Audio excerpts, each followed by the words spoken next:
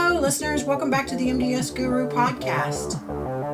This is Melinda, and I'm your hostess. Thanks for tuning in. Today, we're going to take another step in our QM review, and we're going to talk about catheters when they're flagging on your QMs, and we will briefly review UTIs. Sit back and join us.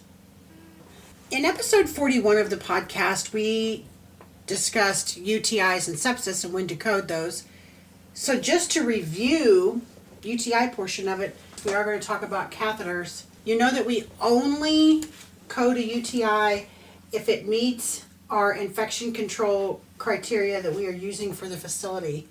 That's probably one of the biggest erroneously coded things I see on the MDS, along with weights.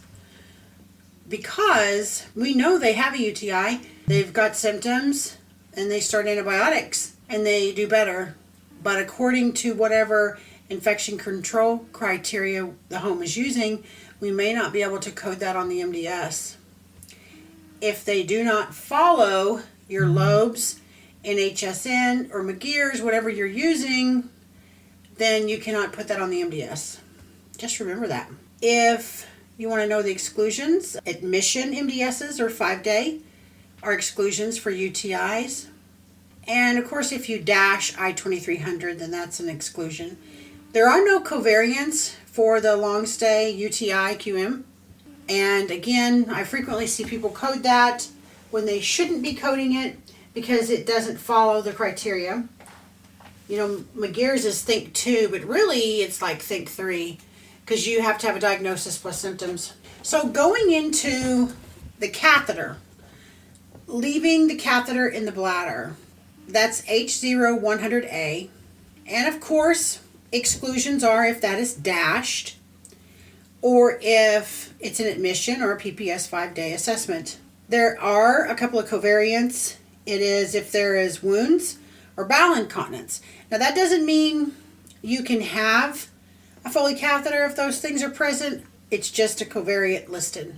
If you do not want your Foley catheters to flag, the resident is required to have one of two diagnoses, and that is obstructive uropathy or neurogenic bladder.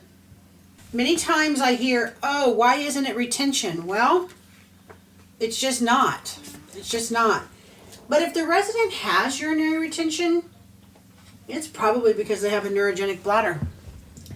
It might be because they're obstructed. Obstructive uropathy is not just from a prostate. It can be from tumors. It can be from constipation. So it's not just men, but it's mostly men that I've seen. And neurogenic bladders isn't just residents that have had a stroke. It can be residents with any kind of neurological process, spina bifida, MS, CP, diabetes, even sometimes menopause, but make sure there's enough documentation. Again, if you have the diagnosis of obstructive uropathy or neurogenic bladder, then your Foley catheter QM will not trigger, and we don't want that. So think outside the box when you're looking at the medical record and all the diagnosis. Talk to the physician, get some documentation, and then those things will not haunt you in your QMs. Folks, we'll continue with QMs. We will pepper in other subjects as they come up. If you have any questions, let me know. This is Melinda at the MDS Guru, and thanks for listening, guys.